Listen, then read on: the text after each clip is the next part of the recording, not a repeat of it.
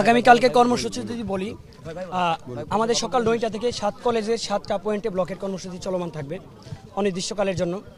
7 কলেজকে অতি দ্রুত সময়ের ভিতরে আন্তর্জাতিক মানের ইউনিভার্সিটি ঘোষণা দিতে হবে এবং ঢাকা ইউনিভার্সিটির অধীনে আর কোনো ধরনের কর্মসূচি, পরীক্ষা কোনো কিছু চলবে না, সব কিছু বয়কট। এবং এখানে ঢাকা ইউনিভার্সিটির শিক্ষার্থী সহ যে সকল পুলিশ বাহিনী 5ই আগস্টের আগের স্বৈরাচারের মতো হামলা চালিয়েছে, আমাদের ভাইদেরকে আহত করেছে, হাসপাতালে ভর্তি করেছে, সেই পুলিশ বাহিনীকে চিহ্নিত করে দ্রুত সময়ের ভিতরে বিচারের আওতায় আনতে হবে। যতদিন পুলিশ বাহিনীর বিচার না হবে, চিহ্নিত না হবে, এই কর্মসূচি চলমান থাকবে। শুধু ভার্সিটি ঘোষণা দিয়ে দিলে আমরা কর্মসূচি প্রত্যাহার করব না। আমাদের ভাইয়ের রক্ত নীল খেতে জড়িয়েছে, সায়েন্স ল্যাবে জড়িয়েছে, এই রক্তের বিচার না হলে এই কর্মসূচি চলমান থাকবে। কর্মসূচি সেই দিনই প্রত্যাহার করব যখন ভার্সিটি ঘোষণা হবে, এই যারা এখানে হামলা করেছে তাদের বিচার হবে, সেই দিন থেকে আমরা আমাদের কর্মসূচি প্রত্যাহার করে নিব। এর আগ পর্যন্ত 7 কলেজের 7 পয়েন্ট দিয়ে ঢাকা ইউনিভার্সিটির কোনো ধরনের যানবাহন চলবে না।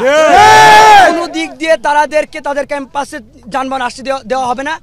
তারা যেটা আজকে করেছে, ভাই আমরা এখানে কোনো ইন্টেনশন নিয়ে যাই নাই।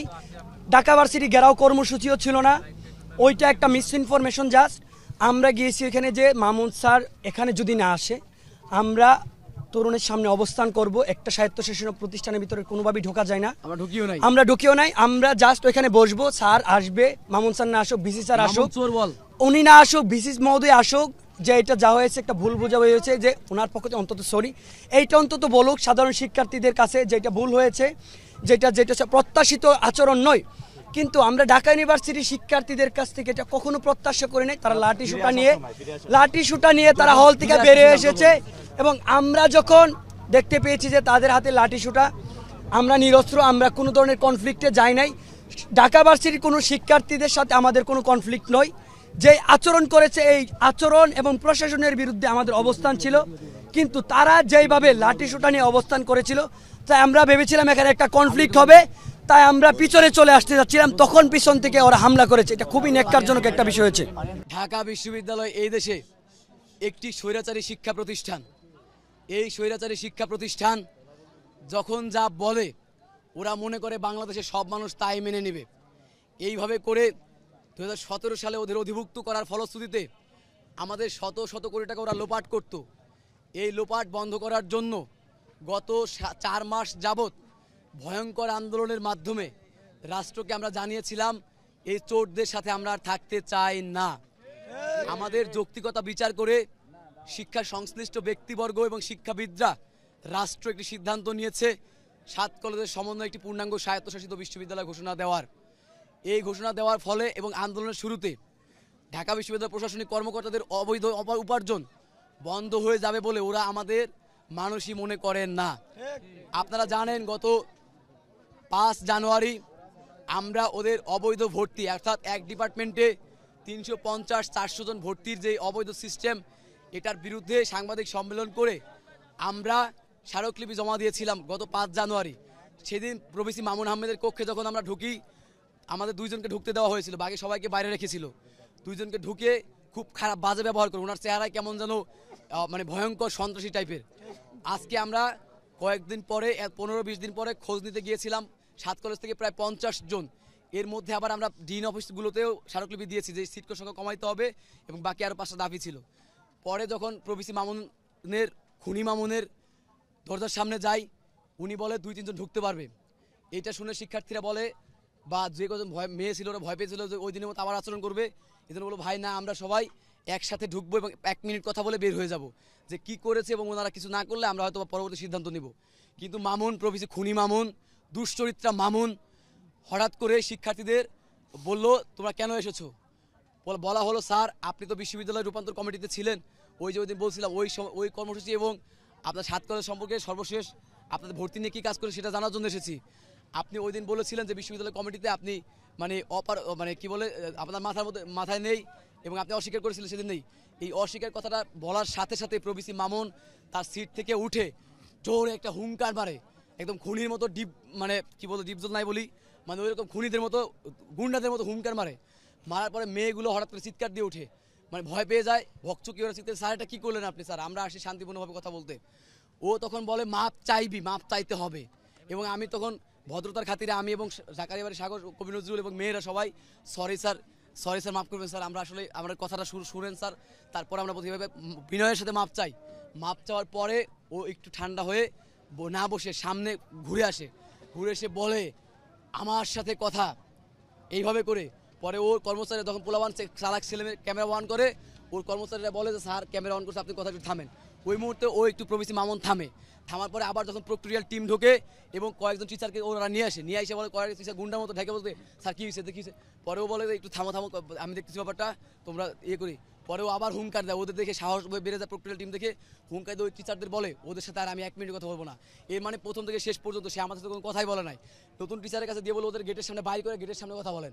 নতুন টিচার বেরিয়ে ওই নাম জানি না, এই জন্য নতুন টিচার বলছি, আমাদেরকে সবাইকে উস্কানি দিয়ে বললো এখানে কোনো তোমাদের সমাধান নাই। পোলাপান বলছিল যে কার কাছে সমাধান সেটা বলেন, তাও দিবে না, কোনো সমাধান দিবে না। পরে ওইখানে ভুয়া স্লোগান, জীবনের ঝুঁকি নিয়ে ঢাকা বিশ্ববিদ্যালয়ের মধ্যেই শিক্ষার্থীরা ভুয়া স্লোগান দিয়ে বেরিয়ে গিয়ে সবাই কর্মসূচি দেয় যে আমরা প্রবিসি মামুন ক্ষমা চাওয়ার আগ পর্যন্ত আমরা রাজপথ ছাড়বো না। আমরা তখন শান্তিপূর্ণভাবে সায়েন্স ল্যাবে সকাল 5টা থেকে দুপুর বিকাল 5টা থেকে রাত পর্যন্ত 10টা পর্যন্ত ছিলাম। তাও যখন প্রবিসি মামুন আসেনি, আমাদের অধ্যক্ষ মহোদয় সহ ওসি মহসিন ভাই সবাই ছিল, পুলিশরা, যে ওরা হয়তো আসবে, যোগাযোগ করার চেষ্টা করছিল কিন্তু আসে নাই। পরে আমরা ঘোষণা দিলাম যে তাইলে যদি দেশেও তো আসতেছে না, মামুনের ক্ষমা চাইতেই হবে। তখন আমরা বললাম যে তাহলে আমরা মামুনের বাসা পর্যন্ত যাব। কিন্তু আমরা যেহেতু শিক্ষার্থী, আমরাও জানি স্বায়ত্তশাসিত বিশ্ববিদ্যালয় পর্যন্ত ঢোকা যায় না। এটা ছিল আমাদের একটি টেকনিক যে আমরা গণতন্ত্র তরুণ পর্যন্ত গিয়ে থেমে যাব, ওরা আসবে, কাছাকাছি গেলে হয়তো আসবে, এসে মাপ চাইলে তো শিক্ষার্থীদের যে ক্রোধটা সেটা থেমে যায়। কিন্তু এসে যখন এখানে দাঁড়ালাম প্রায় 30-40 মিনিট দাঁড়ানোর পরে ওরা কেউ আসলো না, বরং তখন পুলিশ 3-4 ব্যারিকেড দিয়ে দাঁড়ালো এবং পুলিশের ওসি মহোদয় আমাদের বললো তোমরা চলে যাও, ওরা আসতেছে, তোমরা একটু পিছনে যাও। তখন আমরা ভাবলাম যে যেহেতু আসতেছে তাহলে আমরা পিছনে গিয়ে দাঁড়াই, যেহেতু আমাদের কাছে কোনো নিরস্ত্র নাই, নিরস্ত্র শিক্ষার্থী, আমরা শান্তিপূর্ণভাবে গেছি শুধুমাত্র মাপ চাওয়ানোর জন্য। তখন ওই দিক থেকে মামুন বাহিনী ছিল, ঢাকা বিশ্ববিদ্যালয়ের শিক্ষার্থীরা আমাদের দিক থেকে ফোন করছে, ভাই আপনারা শান্তিপূর্ণ থাকেন, আমরা সমাধান করার চেষ্টা করছি। কিন্তু মামুন বাহিনী কোথা থেকে আসে জানি না, কিছু লোক ওরা অতর্কিতভাবে শিক্ষার্থীদের উপর হামলা করে, এই নিরস্ত্র শিক্ষার্থীদের উপর। তখন শিক্ষার্থীরা ঢাকা কলেজে যায়, যে দলের একটা শিক্ষার্থী ক্যাম্পাসে কেউ থাকেনি। তখন যখন এখানে এসেছে, এরপরে পুলিশের নাটক শুরু হলো।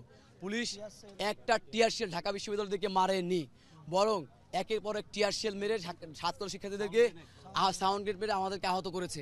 আমাদের 2 জন ভাই গুরুতর আহত, আমরা খুব ভয় ছিলাম। আমি জানি না আমরা এখন ওরা কি আছে, আল্লাহ ভালো জানে, আমরা দোয়া করি আমার ভাইরা তাড়াতাড়ি সুস্থ হোক।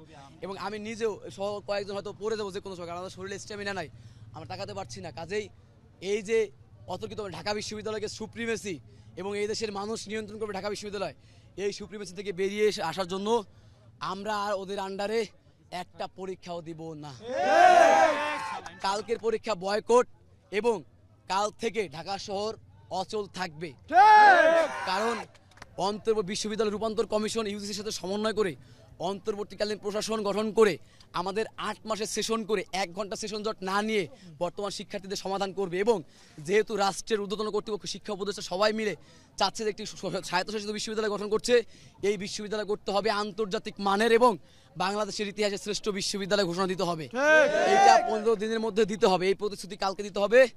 এবং ঢাকা বিশ্ববিদ্যালয়ের এই শোষণ থেকে মুক্তি হয়ে, যেমন আমার সার্টিফিকেটটা এই অপবিত্র শিক্ষকদের, চোরদের হাতে, আমার পবিত্র সার্টিফিকেটের চোরদের হাত থেকে আমরা নিব না। আমাদের সার্টিফিকেট আমরা আমাদের ক্যাম্পাস থেকে নিব, ওই অন্তর্বর্তীকালীন প্রশাসনের হাত থেকেই আমরা নিব। এই জন্য আগামী কাল থেকে ঢাকা শহর 7 কলেজ শিক্ষার্থীরা ইডেন কলেজে বলে গেছে, বাংলা কলেজে অলরেডি আজকে জানে, বাংলা কলেজ কিন্তু নিটের টেকনিক্যাল আটকিয়েছিল, কিন্তু ওদেরকে কেউ হামলা করেনি, হয়তো আমাদের করেছে, কবি নজরুল পুরান ঢাকা আটকিয়েছে। কাজে এই শিক্ষার্থী প্রবিসি মামুনের রাষ্ট্রদ্রোহী মামলায় বিচার হওয়ার আগ পর্যন্ত বিচার নিশ্চিত হবে এবং ওই লম্পটকে, দুশ্চরিত্রকে আমাদের বিশ্ববিদ্যালয় রূপান্তর কমিটি থেকে বাদ দিতে হবে, বাদ দিয়ে ওর শাস্তি নিশ্চিত করে এবং বিশ্ববিদ্যালয়ে আমাদের সাথে কথা কল রেকর্ডস হয়তো আছে, বিশ্ববিদ্যালয়ের কিছু শিক্ষার্থী বলছিল যে প্রবিসি মামুনকে তোমরা বলবা ওকে অপসারণ করতে হবে। অর্থাৎ ঢাকা বিশ্ববিদ্যালয়ের সাধারণ শিক্ষার্থীদের সাথে আমাদের কোনো দ্বন্দ্ব নেই, কিন্তু মামুন বাহিনীর সাথে আমাদের দ্বন্দ্ব আছে। তো ঢাকা বিশ্ববিদ্যালয়ের সাধারণ শিক্ষার্থীরাও চায় না মামুন থাকুক, আমরাও চাই না, এই মামুনকে অপসারণ করতে হবে, কারণ খুনি দিয়ে শিক্ষা প্রতিষ্ঠান চলে না। আমাদের হচ্ছে আপনার ভাইস চ্যান্সেলর যে মামুন সাহেবের হচ্ছে পদত্যাগ, একদম ফাইনালি হচ্ছে ওনাকে বিশ্ববিদ্যালয় থেকে, প্রবিসিকে বিশ্ববিদ্যালয় থেকে আজীবনের জন্য হচ্ছে বহিষ্কার করতে হবে। মানে হচ্ছে আর কালকে আমাদের কর্মসূচি হচ্ছে 7 কলেজ মিলিয়ে হচ্ছে সকাল 9টা থেকে আপনার হচ্ছে অনির্দিষ্টকালের জন্য ক্যাম্পাসের সামনের জায়গাগুলো ব্লকেড। এবং এক্ষেত্রে দলমত নির্বিশেষে এক্ষেত্রে দলমত প্রত্যেকটা নির্বিশেষে ক্যাম্পাসে আপনি ছাত্র দল দল পরিচয় দেন। মত নির্বিশেষে সবাই অংশগ্রহণ করে স্বতঃস্ফূর্তভাবে সবাই অংশগ্রহণমূলকভাবে এবং আপনি জানেন এই যে ওরা যেমন বৈষম্য ছাত্র আন্দোলনের লিডিং পর্যায়ে ওরাই এবং ছাত্র দলের ভাই আছে, ছাত্র দলের নেতৃত্বে তারাও এখানে আসছে। সবাই বলে গেছে কালকে থেকে ক্যাম্পাসের প্রশ্নে কোনো প্রকার রাজনীতি চলবে না, সবাই রাস্তায় নেমে আসবে কালকে থেকে অরহল ঢাকা শহরে অচল থাকবে। আমাদের এই দেশে যেন আমরা জুলাই বিপ্লব করেছি 5ই আগস্টের পরে, আমরা আজকে পুলিশ বাহিনীকে 5ই আগস্টের এই পুনরাবৃত্তি দেখতে পাচ্ছি। সন্ধ্যা থেকে আমরা শান্তিপূর্ণভাবে সায়েন্স ট্যাব নীলক্ষেত শান্তিপূর্ণভাবে ছিলাম।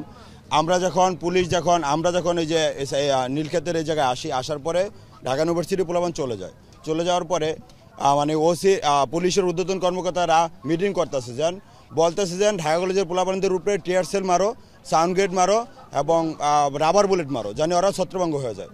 পুলিশ কেন এসব আচরণ করবে? প্রতিটা ক্ষেত্রে ঢাকা কলেজের উপরে কেন আঘাত করবে? হ্যাঁ, আজকে যে পরিমাণ ঢাকা ইউনিভার্সিটির পোলাপান উচ্ছৃঙ্খল ছিল, মনে হয় যেন এরা সন্ত্রাস পালে, এরা গুপ্ত সংগঠন এবং আরও ছাত্রলীগে ঢাকা ইউনিভার্সিটির যারা ভিতরে আছে ছাত্রলীগ সন্ত্রাস বাহিনীর মতো আজকে আক্রমণ করছে। আমরা তো খালি হাতে ছিলাম, আমাদের লাঠি সোটা কিছু ছিল না, আমরা হইলো শান্তিপূর্ণভাবে, আমরা চাই না এই অন্তর্বর্তী সরকারের বিরুদ্ধে যাইতে, আমরা চাই অন্তর্বর্তী যে কোনো ক্ষেত্রে সহযোগিতা হবে। পুলিশ কেন আমাদের উপর আক্রমণ করলো? আরেকটা বিষয়, আমাদের এই অন্তর্বর্তী সরকার প্রধান একটা মানে যে সংস্কার কমিশন করতেছে, প্রধান সংস্কার কমিশন মধ্যে কিন্তু শিক্ষার সংস্কার কমিশন গঠন না করে তারা নানানবিধ সংস্কার কমিশন গঠন করে শিক্ষার ক্ষেত্রে তারা দুর্নীতি, সিন্ডিকেট সব কিছুই বহাল রাখছে। কেন ভাই? আমরা তো আমাদের বাপের অর্থে টাকা দিয়ে তাদেরকে আমরা বেতন ভাতা দিয়ে রাখছি, তারা কেন আমাদের উপরে অত্যাচার করবে, স্বৈরাচার করবে? আমরা কোনো ঘেরাও কর্মসূচি দেইনি এবং আমরা ভিতরেও ঢুকিনি। পুলিশকে বলেছি ভাই আমরা বাইরে আছি, আপনারা জাস্ট প্রভিসি মামুন চোরকে একটু আনেন, 1 মিনিট উনি কথা বলে যাক যে বাবা যা হয়েছে ভুল হয়েছে।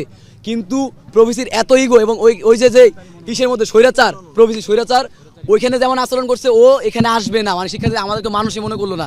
তখন শিক্ষার্থী অনেক বেশি অ্যাগ্রেসিভ ছিল, তবুও আমাদের সিনিয়র ভাইরা বলো তোরা একটু পিছিয়ে যা, নীলক্ষেত পর্যন্ত যা, তাইলে হচ্ছে আমরা মানে ওরা আসতেছে। এটা আমরা বলে পরে আমরা নিরস্ত্র যেহেতু আমরা সবাই চলে আসছি, নীলক্ষেত দিকে আসতেছিলাম, পিছন থেকে আক্রমণ করছে। আমরা স্বায়ত্তশাসিত বিশ্ববিদ্যালয়ের ভিতরে আমরাও বুঝি এটা, আমাদেরও বিবেক আছে যে এখানে যে কেন আমরা হামলা করবো, কেন করবো, আমরা এই ধরনের যাইনি। বরং আমরা তখন এসেছিলাম তো 200-300 শিক্ষার্থী এসেছিলাম, যাতে করে কোনো অপ্রীতিকর ঘটনা না ঘটে, বরঞ্চ একটা মাপ চাওয়ায় আমরা চলে আসবো এবং 5 দফা দাবি দিই। কিন্তু ওরা অতর্কিত হামলা করার পরে এই ঘটনাগুলো মামুন বাহিনী